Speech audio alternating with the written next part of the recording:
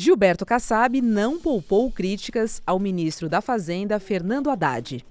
Em uma série de declarações, Kassab disse que Haddad estava enfraquecido politicamente e que não conseguia comandar a economia do país. O senhor hoje foi duramente criticado pelo presidente nacional do PSD. Eu não li essa declaração. As críticas têm muito de cálculo político, mas também de mágoa pessoal.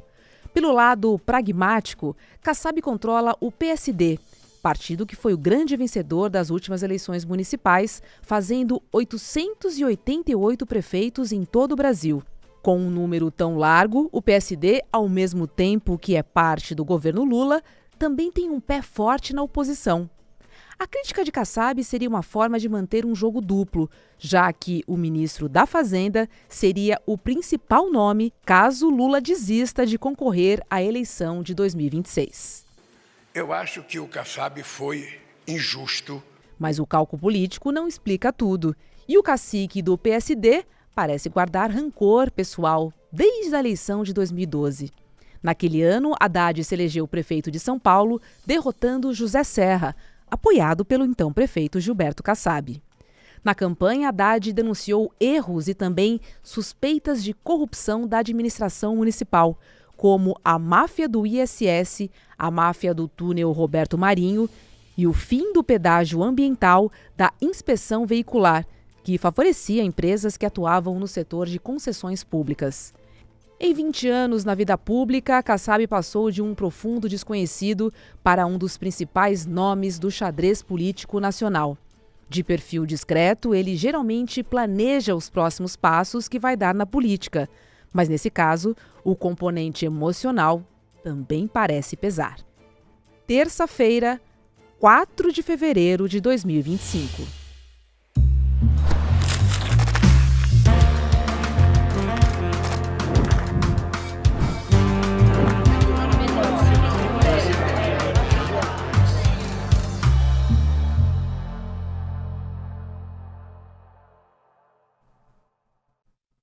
Olá, seja muito bem-vindo, seja muito bem-vinda. Eu sou a Roberta Garcia e este é o videocast Em Detalhes. Aqui, sempre com um convidado, nós vamos mergulhar e analisar um tema, um fato relevante do nosso dia a dia.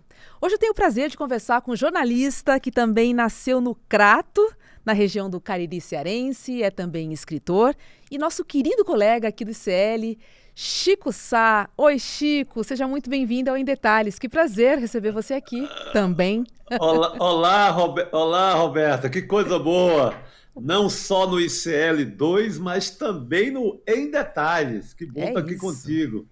Chico, vamos lá, porque um fato relevante, né, e recente foi a declaração de Gilberto Kassab diretamente para o ministro da Fazenda, Fernando Haddad. Ele disse que o ministro está enfraquecido politicamente. E a gente sabe que o Kassab é um político que trabalha muito nos bastidores. Só que quando ele vem a público e dá essa declaração, a gente logo pensa que tem um objetivo, tem alguma coisa aí. E eu te pergunto, o que ele quis dizer com isso, Chico? Olha, Kassab, né, Roberta, como muita gente já começa a saber, porque a gente tem falado cada vez mais desse personagem da política brasileira, o Kassab é uma raposa, né, o que na linguagem da política significa aquele cara com muito conhecimento do seu ofício, sabe tramar nos bastidores, sabe conspirar, é um cara com muita... espalhado em todos os governos do Brasil, em prefeitura, está no governo Lula, com muita gente nomeada por ele, é secretário do Tarcísio e também tem muita gente, manda muito no governo aqui de São Paulo, do Tarcísio de Freitas. Freitas ganhou essa enormidade de prefeituras agora com o PSD e, portanto, é um cara que pensa a política, né, 24 horas, e eu creio, assim, a leitura que eu fiz de imediato nessa declaração contra o Kassab tá pedindo mais espaço no governo Lula.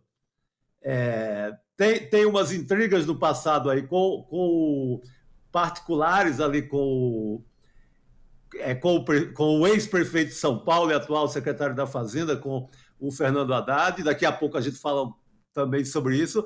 Mas, em primeiro momento, é o velho Kassab querendo mais espaço no governo. Tá pouco, quero mais.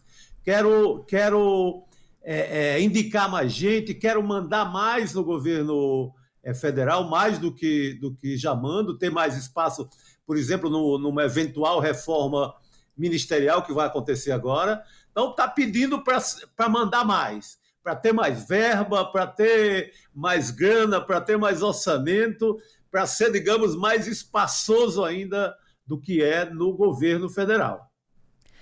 Boa. Pensando, então, numa reforma ministerial e mais presença no governo federal, sabendo que o PSD tem os pés em duas canoas, né? Assim, o PSD é um partido, vou dizer que é um partido híbrido, Chico. Vou ficar por aqui, tá? Totalmente. Ele é mais do que híbrido, é um polvo. É um polvo com muitas pernas.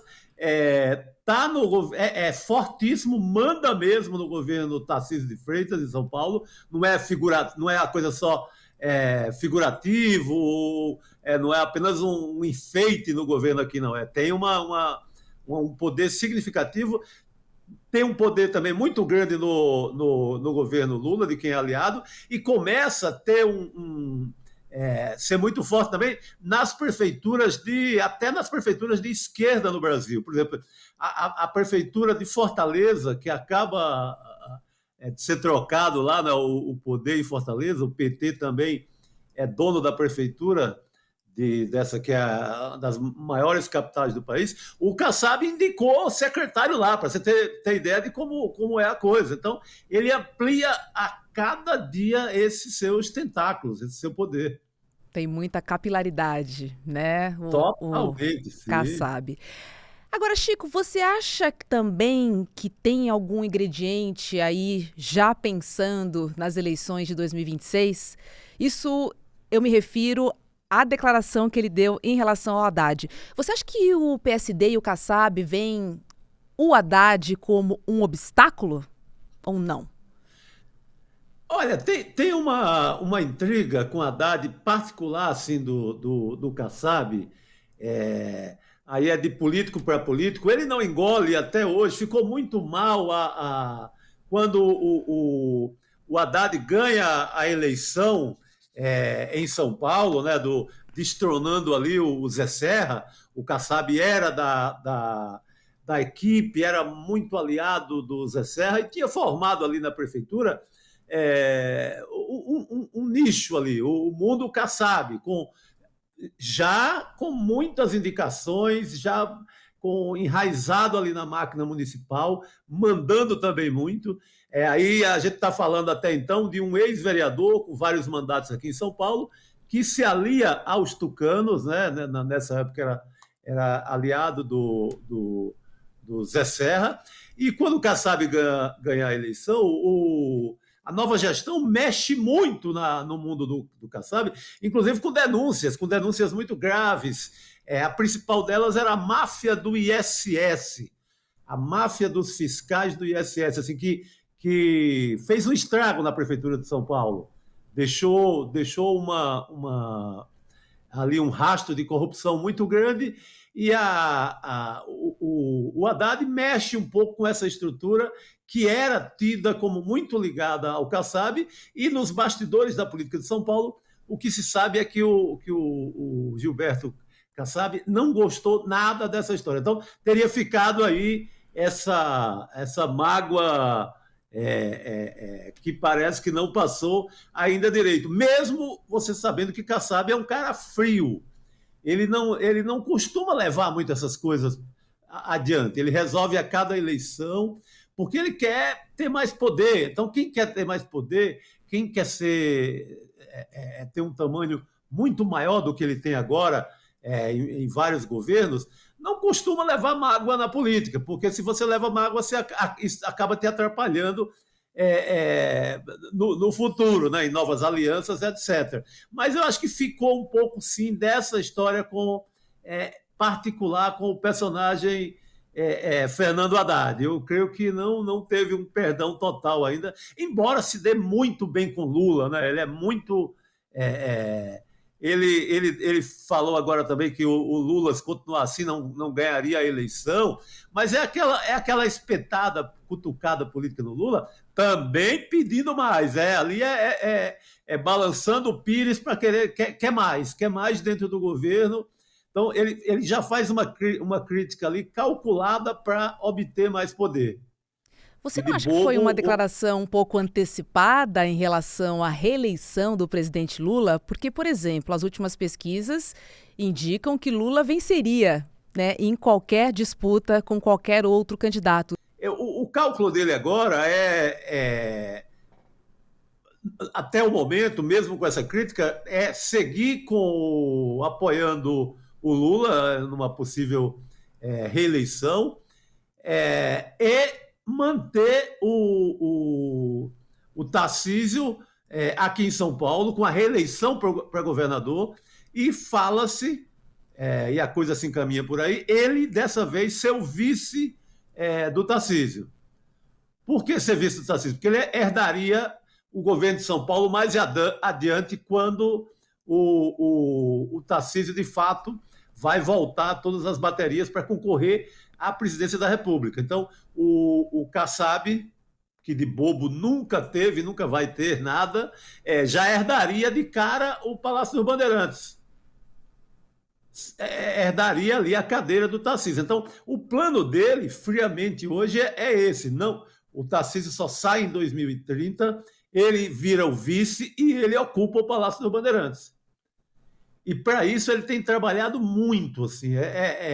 Ele é um cara que tem assim, um controle de todos os prefeitos de São Paulo, o cara que conversa com todos eles, é um cara que nunca deixou de atender um telefone de um prefeito ou de um presidente de uma Câmara de Vereadores do interior. Ele faz uma política que é meio uma política ainda à moda antiga, do caderninho e conversando um a um. Você vê que não é um astro de rede social. Muito discreto, Kassab, né? Assim, ele é um político muito discreto que age nos bastidores, inclusive.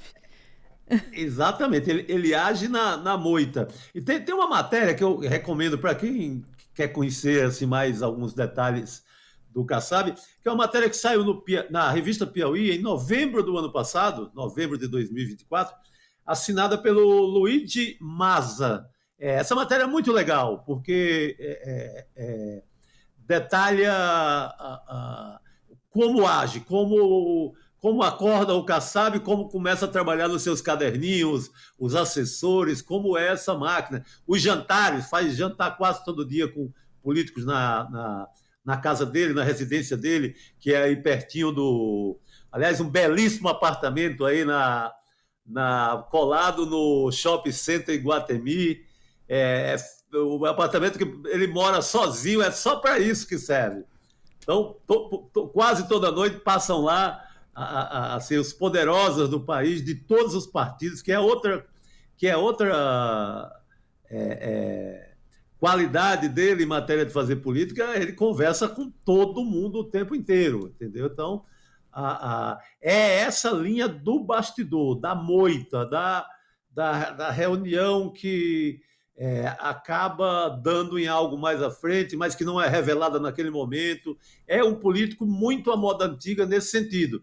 Não é aquele que já sai fazendo vídeo e mostrando, olha como eu sou bonzão, e que fale todo dia, que dê uma declaração metida esperta, com uma frase que dê efeito. Nada disso, o contrário. Os únicos vídeos que ele faz é para mandar para essas prefeituras. Ele está, seja em eleição ou não, está sempre mandando um abraço ali para um prefeito, mandando esse vídeo de prestígio para políticos do interior, mas nada assim dele mesmo aparecer como estrela, como um político influenciador de rede social. Ele está fora dessa parada.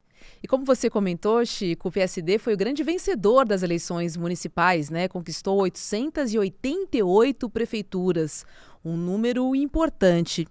Agora, essa habilidade política de Kassab Foi o que fez ele conseguir estruturar um partido tão forte, assim, né, na figura de uma pessoa que não gosta de palanque, que não gosta de microfone? Você acredita que o ponto forte de Kassab realmente é toda essa articulação política? A gente pode dizer que Kassab é um visionário no sentido de estar olhando lá na frente e apostando? Certo? Sim, Roberto. Você está certíssimo, e é o tempo inteiro isso. E é aquele cara muito disposto para a política, no sentido de o que ele torna? Ele torna o PSD grande, primeiro com essa característica de se há poder, eu estou dentro. Aquela velha história, se há governo, sou contra, né? Aquele ditado espanhol.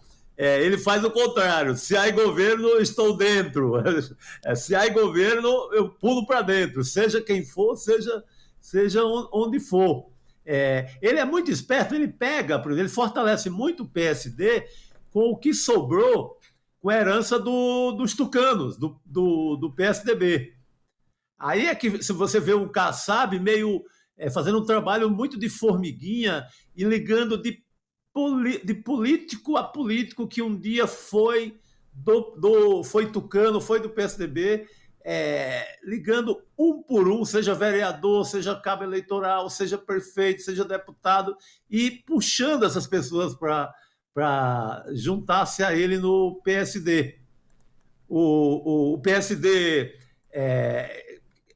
repete o nome do partido do JK, do Juscelino Kubitschek, e que é meio ídolo assim, da vida política do Kassab. Ele usa muito isso também nas conversas com políticos mais antigos do interior. Olha, venha para o partido do JK, para o partido do Juscelino Kubitschek. Então, esse cara manhoso dessa conversa que pegou esse desmanche do PSDB e trouxe quase todo mundo. No interior de São Paulo, ele fez um arrastão, ele passou o rodo geral, trazendo todo mundo para fortalecer o PSD.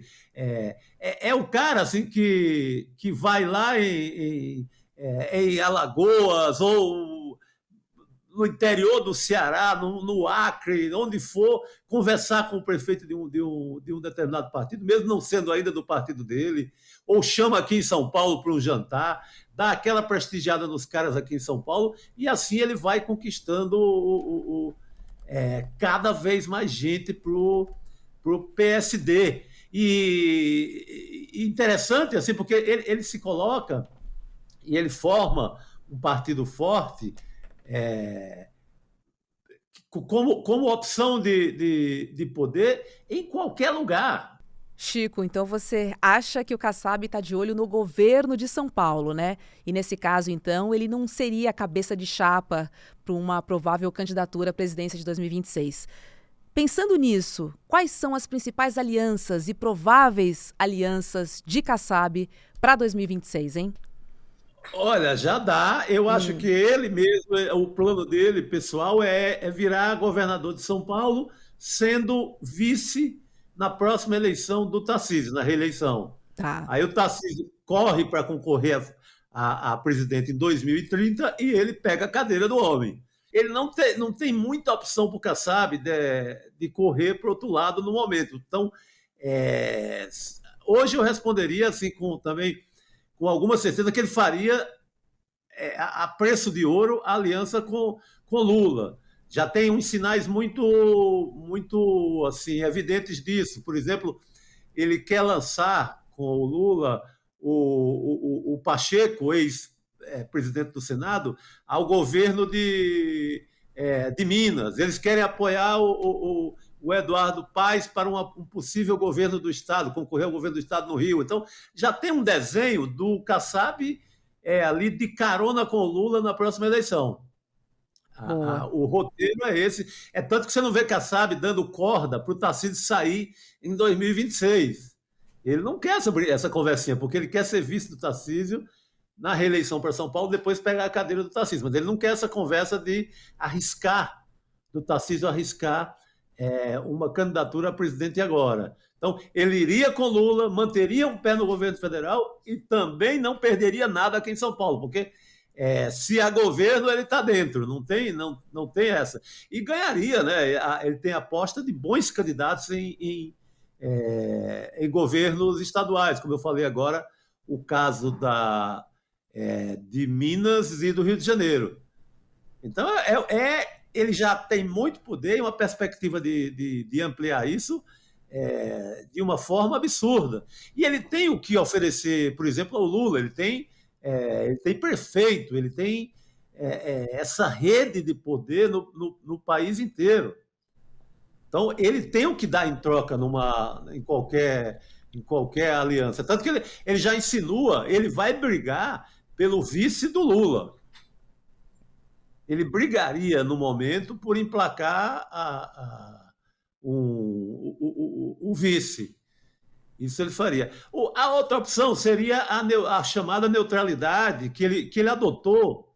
Ele adotou agora, na eleição que o Lula ganha, ele achou melhor se declarar o PSD neutro no jogo e liberar quem quisesse. Por exemplo, o cara era do PSD e era do Nordeste, podia apoiar Lula na boa, mas não dizia que estava apoiando em nome do partido, estaria apoiando pessoalmente. Essa seria outra opção. Mas eu creio que está mais inclinado a um apoio de Lula, mantém o poder em São Paulo e torna-se um político ainda mais poderoso em 2026. Chico, queria lembrar um pouco da carreira de Gilberto Kassab, que começou ali em 1990 como vereador, depois deputado, já foi ministro, né, dos governos Dilma, Temer, já foi prefeito de São Paulo, vice-prefeito de São Paulo. A gente consegue contar um pouquinho para a nossa audiência essa carreira política de Gilberto Kassab, para quem ainda não conhece?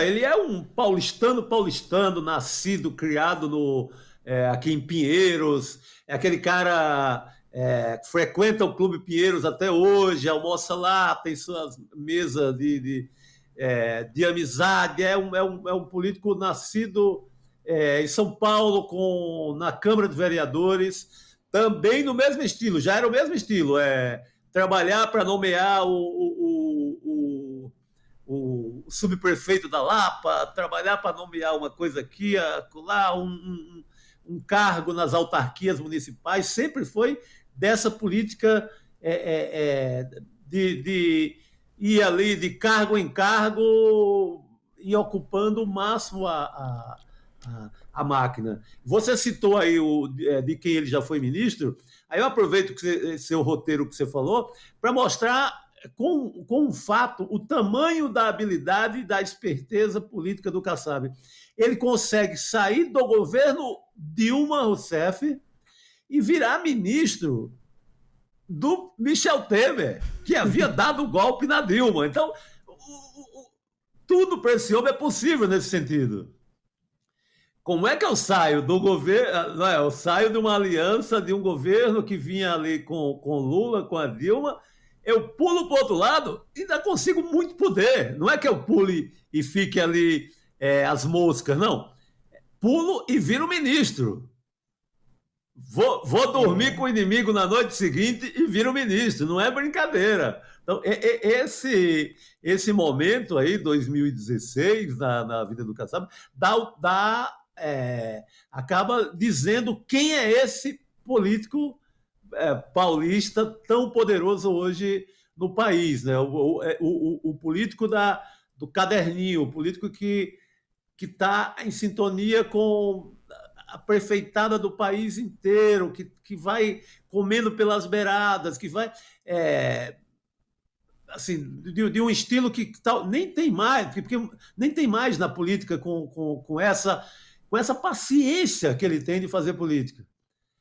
Para isso, óbvio, ele tem um grupo de assessores muito capacitados que ajuda nesse corpo a corpo, né, com políticos do Brasil inteiro. Mas é esse homem habilidoso que está aí no jogo e fortíssimo para as eleições de 2026, não colocando a própria cara, mas numa aliança. Eu falei assim, a tendência é mais com Lula, mas ele pode vender esse poderio dele a qualquer um, é muito forte, ele tem o que entregar. Boa. E Chico, para a gente fechar, se você pudesse definir o Kassab em uma frase, qual seria ela? O poder da sombra, o misterioso, sabe? Então eu falei do polvo, o polvo Kassab, né? De alguma forma, esse que multiplica, ocupa cargos e vai ganhando cada vez mais poder com isso, né? Ou aquela outra frase que eu falei, se há governo, tô dentro, corro para lá, né? Muito parecido com falava-se muito disso do Marco Maciel, que foi vice-presidente do FHC, do Fernando Henrique Cardoso, e era um político muito habilidoso do PFL. O Kassab não é tão erudito, o Marco Maciel era meio... tem um repertório de filosofia, de religião, era um estudioso, era um pensador quase, assim, erudito de direita, mas um pensador. O Kassab, talvez de uma maneira não tão requintada, mas na prática, com seus caderninhos, faz como ninguém. Pô, Chico, vou definir uma frase aqui, ó, acabei de pensar. Vê se você concorda comigo. Me chama que eu vou. Totalmente. Você melhorou tudo que eu ensaiei aqui. Desconsidere. Jamais. Eu sou mais essa sua definição. O meu mestre chama é você. Que eu vou. Me chama que eu vou. Chico! Esse é o reino do Kassab, né? É um político até difícil de você fazer uma cobertura como repórter. Eu já como repórter de jornal, em vários veículos, sempre me interessei muito por esse personagem, que eu acho ele é enigmático, ele aparece de repente com a vitória e a gente não sabe de onde ele tirou, né? De onde ele tirou tanto prefeito, tanto voto, mas é um personagem curioso para a gente acompanhar, porque seguramente ele vai dar carta, ele não vai botar a cara, mas vai ser importantíssimo na eleição de 2026. Vamos ficar de olho. Chico Sá, obrigada, viu, por participar no Em Detalhes. E a gente se Imagina, querida. Obrigada. Por favor, viu? não, tem mais. Um beijo, querida, um beijo para toda a nossa comunidade. Tchau. É isso, gente.